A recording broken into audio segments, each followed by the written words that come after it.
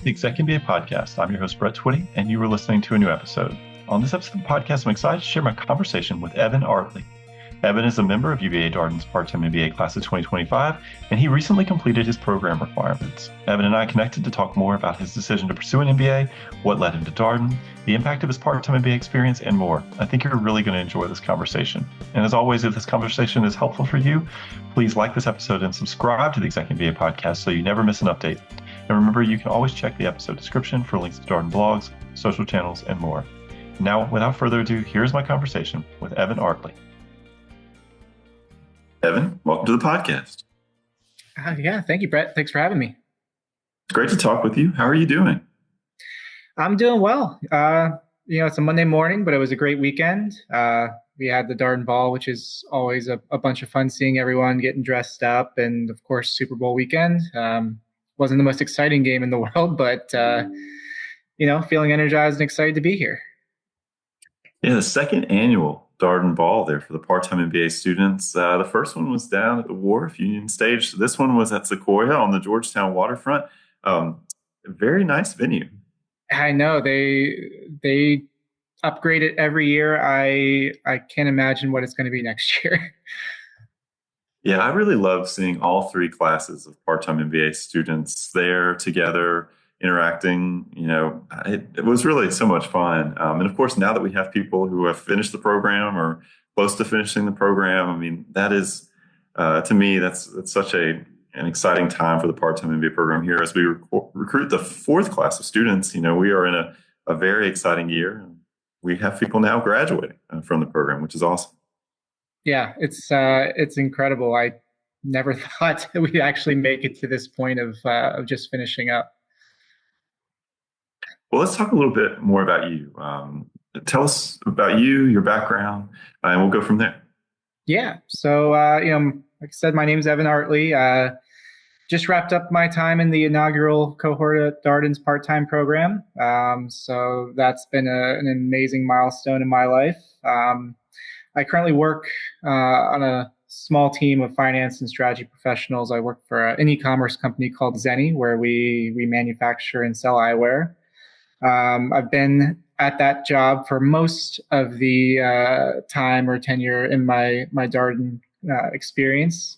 But before that, I started my career in banking for a while, had a stint in consulting, and even had a little tenure at a Series A tech startup. So it's been kind of fun jumping around to different industries and professions, and Darden's really helped me kind of figure out what exactly I want to do in the long term.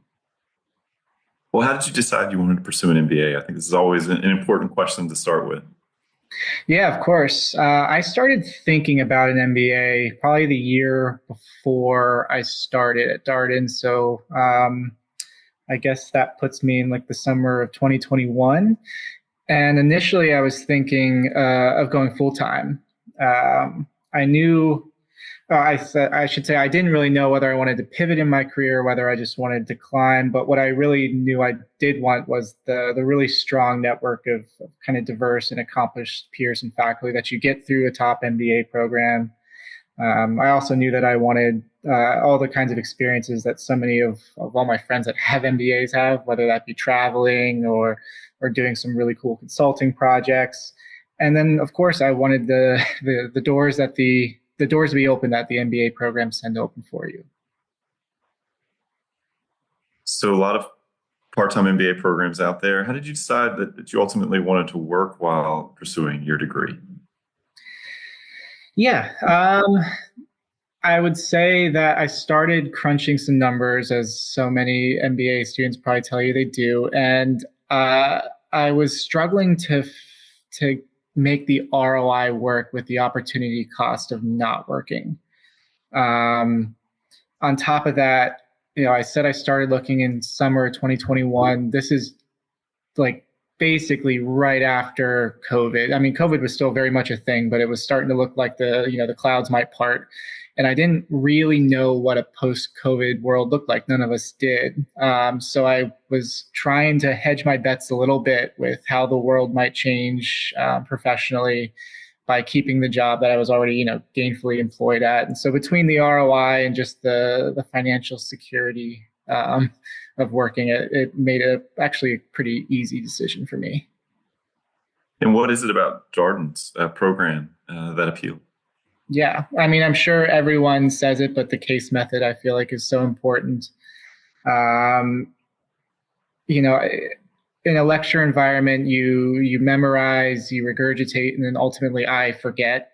I've learned, but in a case method, you've got to think critically. You've got to listen, and then ultimately, in my experience, you just retain so much information for so much longer. You connect frameworks to people and to anecdotes, and I think in the long term, it's just a way better style of learning. And of course, Darden is kind of synonymous with the case method, so that was an easy one. I've also just got lots of friends and family that came from the program, and so I was fortunate enough to have them kind of, many of them were my role models or are my role models, and they drank the Kool-Aid, so they got me to drink it as well. Yeah, that sort of personal connection to Darden. You hear that quite a bit here on these podcast interviews. Someone knew someone who went to the program or went to Darden just generally, or has a friend, sort of personal connection, who really advocated for them to consider UVA or Darden. I mean, UVA, Darden alumni, very passionate about the program. Very true. So you come to Darden, you start as a part-time MBA student. You're part of the inaugural cohort of part-time MBA students. What attracted you to being part of a first class of students through the door for the part-time MBA program? Yeah, I thought it was a really cool opportunity to build something. And at the time I made that decision, I was working at a Series A tech startup, and I was really learning that I enjoyed building things. You have to wear a lot of different hats that you don't necessarily have to wear when you're, somewhere with structure and that has everything figured out. But I guess I just likened it to an opportunity to build something new, to have almost that pride of coming back for the reunions and seeing how the program has become, and knowing that we were a big part in the foundation of that. And even now, I'm seeing it, as you mentioned, the Darden Ball has gotten so much bigger and better. And I can't take any credit for what it was this year, but just everything about the program and the people coming in, I think, has gotten better every year, and it's so cool to see. Yeah, that's been a pretty consistent message from members of your class, that being the first part-time MBA students, working with the school to improve the program, to enhance the program, really help the school figure out what part-time MBA students are looking for, how they want to be served, and what their needs are and what their goals are. Your class has been really, really important in that work. Thank you. Yeah, I think we take a lot of pride in it. So you come to Darden, you start as a part-time MBA student. What was that adjustment process like, adding school to what I'm sure was already a pretty full schedule? Yeah, it was a lot, but it is manageable. And I think, I don't know if it's still done this way, but we came in and we have that week-long residency in Charlottesville, and that residency, like morning till evening, dawn till dusk, you are busy, you are forging these connections, you are reading cases, you're nervous for many reasons to get cold called and all these things, and you almost have this like suffer together mentality where you're just exhausted, but you're making so many friends and you're learning so many cool things, and you think like, oh my God, is the next 3 years going to be like this? And the answer is no, it's not. I feel like you get pushed over this cliff a little bit in the residency, and then you get into the normal pace of things, and all of a sudden it feels almost slow because you just went through that crazy week. So I again, I'm not totally sure if that's still done that way, but for us, it worked really well. Our cohort is so close, and I think I think that residency has a lot to do with it. And I think that a lot of us adjusted very, very quickly because of that almost shock therapy at the beginning. Yeah, you still start with a 3-credit course, Residency 1, at the beginning of the program down in Charlottesville. It's interesting to hear your sort of commentary around it, Evan. When I've talked to people in your class, other classes, what's the favorite thing about the program? What's one thing that really stands out from your time at Darden thus far? Just invariably, they mention that first week in Charlottesville, maybe for the relational piece that you mentioned, the fact that you get to know your classmates so well. You feel like you showed up, maybe you're kind of strangers, you don't know each other super well. By the end of the week, you're much, much more familiar with each other. Absolutely. And I will echo all of my classmates before me. That week was probably my favorite part of my Darden experience. So, how did you figure out the schedule that worked well for you? Obviously, you're going to have evening, weeknight classes. You have to come to Sands Family Grounds every other week in person. You have online classes the weeks in between. Yes, it can be a lot when you're trying to do work and life and school all at the same time. How did you figure out the schedule that worked well for you?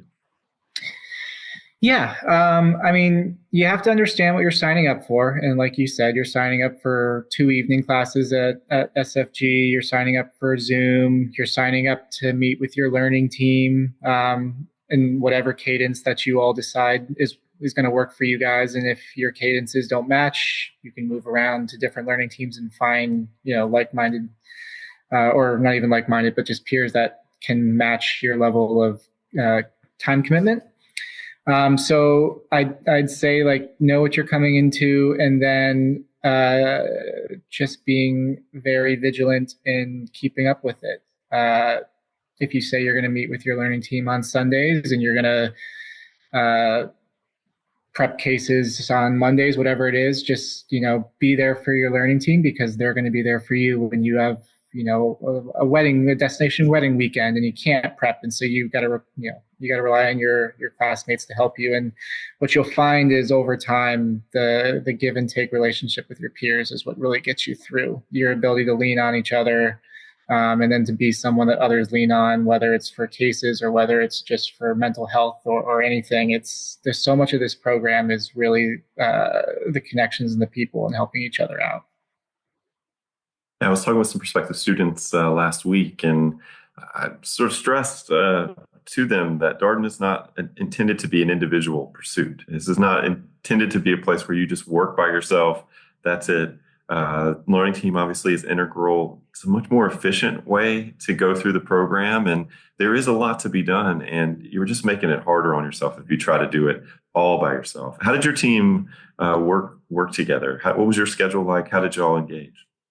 Yeah, my learning team is awesome. We are such different people.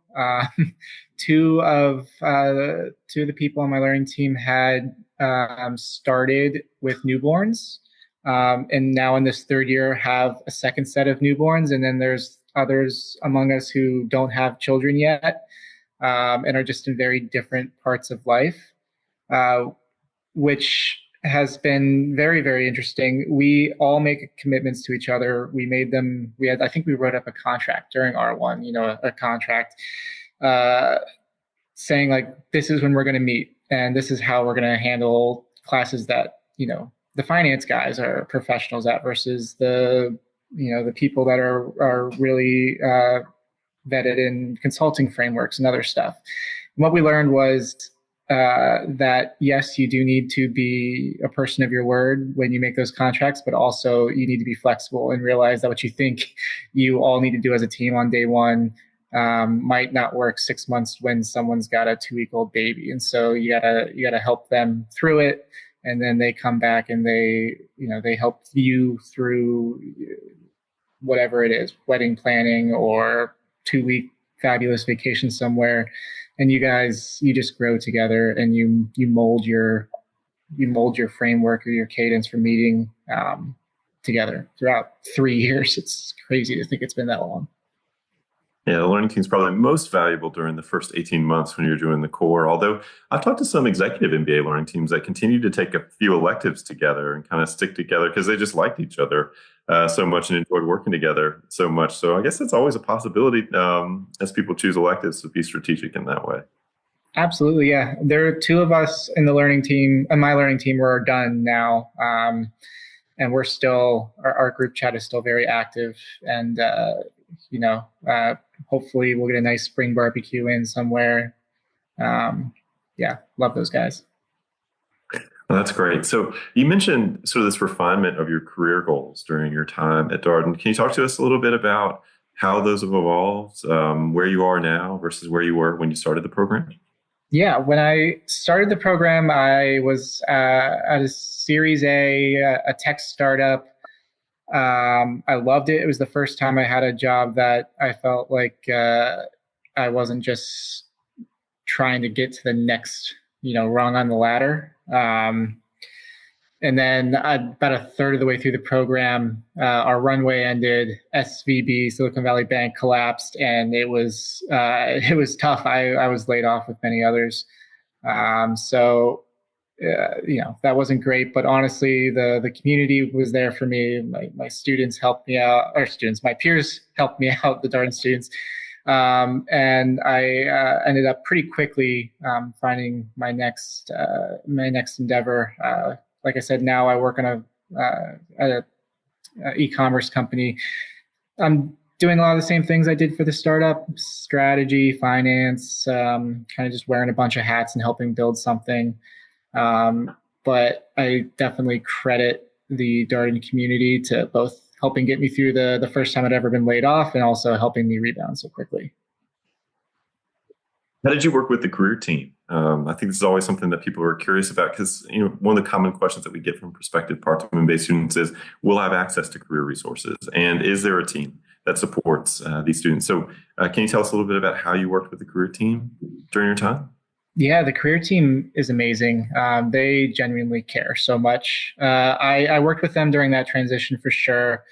I came into the program not necessarily knowing where I wanted to transition to. A small part of me thought like maybe I'll go back to consulting because it's just something that a lot of Darden students are very interested in. Uh, if you know, I guess. But the MBB crew that we always placed so well at, I had those ambitions.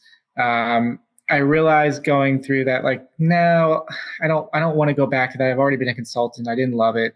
And so I ultimately decided not to do, the casing workshops and everything that the career team puts on. But so many of my friends did it. So I can speak to a little bit. The resources, the people they bring in, their availability coach on not just MBB consulting, but banking and then everything else. What I witnessed was a lot of my very good friends getting very, very prestigious opportunities, internships, or experience hire jobs in those fields. And I know it's been an extremely tough year for the job market in general. So watching those opportunities get offered to students in our cohort, our part-time cohort, has been very, very fun to watch. So you are now kind of obviously finished with the program. How did you figure out your timeline? Obviously, part-time MBA students can finish the program 28 to 48 months. The standard pacing is 33 months. How did you figure out when you wanted to finish, Evan? Yeah. I mean, luckily, it's not really a decision you have to make until you're, getting towards the end of core. And I was getting towards the end of core, and I honestly, I didn't really have any driving, like, I need to be done by, December or January for any big reasons like a career change or an internship or a pivot or anything. I just, I'm the kind of person that, like, if I get on a treadmill, I'm just going to turn the speed up and try and get it done, get my workout in, burn my calories, and go. And I think that was kind of similar with the MBA. I got, like, I can, if I double up on classes right now while I have the bandwidth, I can enjoy a nice lazy spring, which I'm doing now, or getting ready to do now. Now, one of the adjustments for folks who want to accelerate and finish in around 28 months or so is, you end up taking more classes than you were, at least at a time, than you were during the core. Core is typically 2 classes at a time. To accelerate might be 3, potentially 4 classes. What was that like, that shift from 2 classes to maybe 3 or 4 classes in a given elective quarter? Yeah, it's a great question. I definitely had 1 or 2 quarters with 4. My advice is to choose classes you are interested in, because while the difference between 2 and 4 doesn't sound that crazy, all of a sudden 4 weeknights per week, as well as all the prep that goes with it. Like it is an exhausting, 7 to 9 week period. Um, However, just like they say, do what you love and you'll never work a day in your life. Pick classes you're interested in and it won't feel like that long. And again, you can only really do this during core or during electives. So you kind of have the opportunity to pick and choose those electives. And I would recommend that if the catalog of electives that quarter is not, there's just not enough of them that you are feeling very passionate about, I would recommend that you wait a quarter or two, because they're always adding interesting classes, and pick a time when you're not going to feel like you're studying all the time, because you've got such a cool professor and you've got really interesting case discussions. Yeah, you got to take at least one class per quarter during that elective period. But the upper end, as you mentioned, could be 4 classes. Depending upon how you configure things, could be as many as maybe 5 classes. I was thinking about a world where you're doing 2 part-time MBA electives, you're doing an executive MBA elective, asynchronous elective, and an independent study. I mean, it could be done.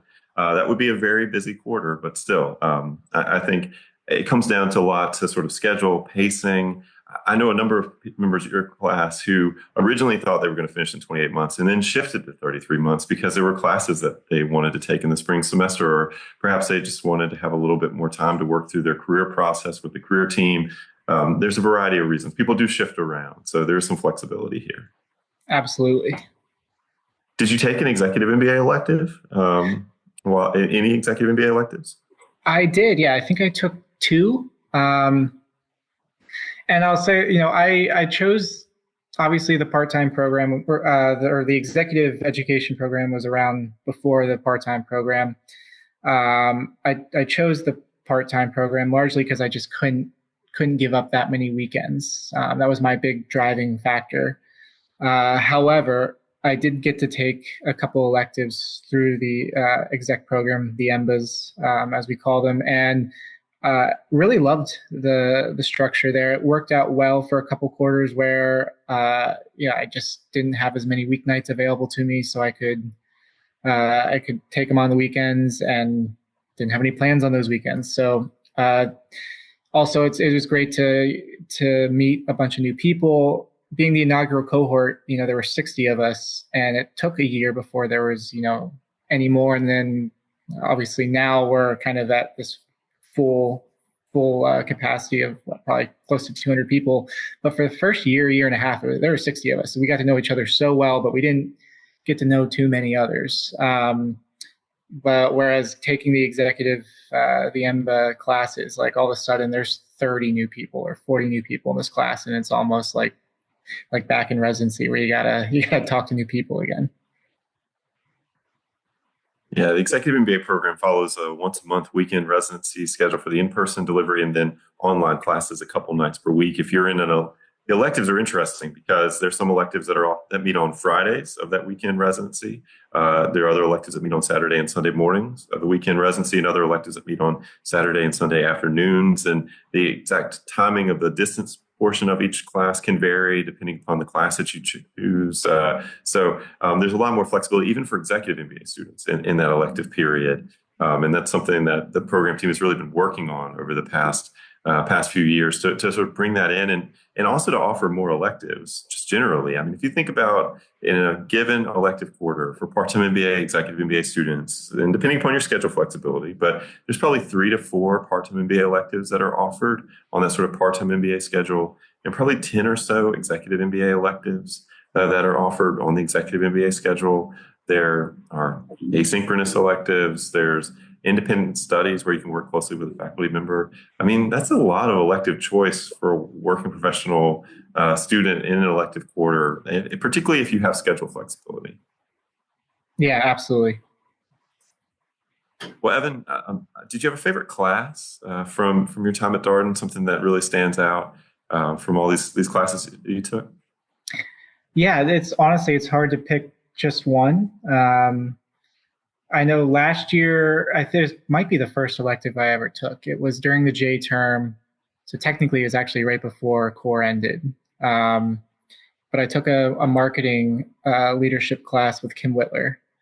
Um, and that was so interesting. It was a small class. There's probably 20 of us in there versus the 60-person classes.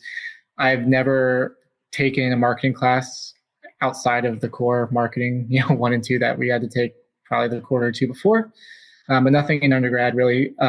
And that class was it was so interesting. The cases were they spurred a lot of very, very unique discussions. So I love that class. If you can call the global residencies classes, I mean, I went to Korea with mine, and that was again super interesting. It was an MBA global residency actually, so I crashed their party a little bit with one more friend in my cohort. That was a very, very memorable experience as well. And yes, it is fair to call them classes. They're 1.5 credit courses. You're over there, you're visiting companies, meeting with business leaders. You're doing a few cultural things, but it's also a lot. I think that's probably where the sort of like, if this is a class, kind of thing, because people have a great time. Most executive MBA students will tell you once they go on one global residency, they want to go on more. And it sounds like you really enjoyed the experience, Evan. Can you tell us a little bit about what you did in South Korea?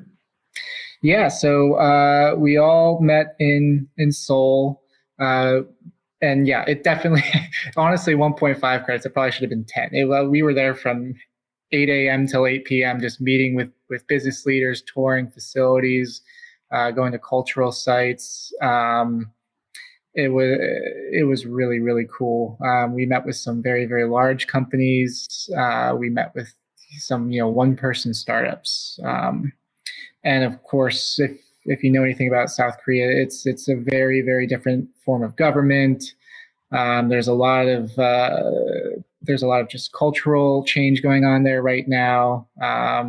So it was very, very cool to see. We went up to the DMZ for a day. We went down to Busan in the south of South Korea, and just again seeing how, just like if you were to go to a business in New York and then go to one in California, there's going to be a difference. We got to see how businesses are different throughout different parts of that country and talk to so many very interesting people. Did the K-pop dance class. That was fun. I'm also curious, you mentioned how much you enjoyed the first week of school in Charlottesville. Are there any other favorite memories that you have from the program? Anything that stands out when you reflect upon your time? Yeah. As I reflect through, the last 3 years there, all my, I guess, core and best memories, they're always focused on the people. Probably sound like a broken record at this point, but like, it really is the people that made the program so much fun. And so that's why residency is up there. That's why South Korea is up there. There have just been so many instances where a bunch of us have gotten together, and sometimes it's for purely social reasons to go just hang out together. Other times, I know me and probably half a dozen other students, we went down to Raleigh to go to an ETA conference, an Entrepreneurship Through Acquisition conference. And honestly, a week beforehand, I had never even heard of ETA, but one of my peers was like, this seems interesting. We're all going to fly down here or drive down here. Do you want to come? And had a blast, learned a ton. All of a sudden thinking maybe I want to buy a business. I don't know. But it's just it was so cool that like I didn't have any plans for a weekend, and a bunch of my Darden peers were like, we're going to Raleigh, come with us. We're going to learn something new. Will you be at graduation in May down in Charlottesville? I wouldn't miss it. Yeah, that's a very special day, and that would obviously be a historic day. It's the first part-time MBA graduation that we've had. Even though we have finished people who are now finishing and completing the program, the big ceremonies in May. That's a very, very special time. And a nice thing about it, I don't know if this has sort of occurred to you. It's very much like a collective moment. Not just for the student, but all the people who supported them along their MBA journey, to sort of say, kind of, we did this together, because no one gets to do this program alone, not just their classmates, but all kinds of people in in their personal life and work life who've made it possible for them to be a Darden student. Absolutely. Yeah. I can't wait. Bringing a lot of friends and family with me. They're all very excited as well. And like you said, celebrate together. I know the whole cohort is very much looking forward to all being back on grounds together and celebrating. I won't say one last time because we have lots of celebrations to come in life, but at least one last time as the 60 of us collectively together in Charlottesville. Yeah, there's a 1-year reunion. Darden has a 1-year reunion, so you can come back for that. There's, of course, all kinds of, since most of y'all are in the DC area anyhow, probably pretty easy to get together even after the program. So, Evan, I wonder if there's a piece of advice you would share with our prospective student listeners, something you would encourage them to consider as they think about their own MBA journeys. Yeah. I would say that in your MBA journeys, you're gonna worry about prepping cases, or make sure you worry about knowing the right facts in case you get cold called, or understanding every aspect of a new framework that you learned, so that you can share your spreadsheet during a class or something.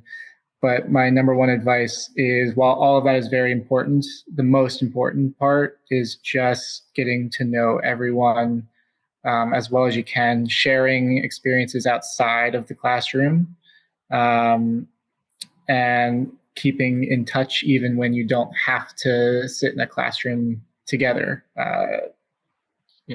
I'll be seeing members of my class next week. I'm done.